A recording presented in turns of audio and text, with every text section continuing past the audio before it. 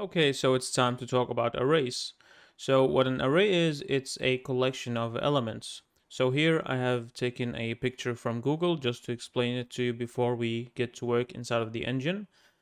So here you can see an array. An array is simply just a box, and it can be as large as as it can be. So it doesn't have to be these 5 slots. It can be as long as you want it to inside of the game.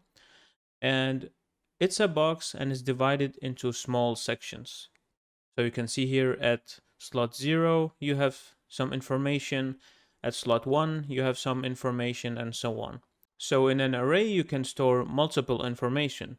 Let's say we have an integer, a number variable inside of the game, and we make it into an array.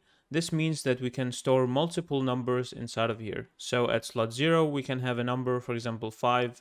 At slot 1, we can have another number, for example, 23, and so on. So we have a collection of numbers or collection of elements, and we can use it during the gameplay.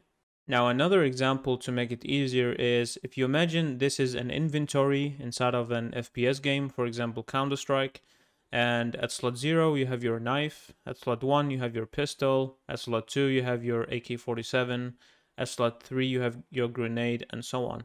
These are all called actors in the game, and so you have information in each of these boxes inside of the array.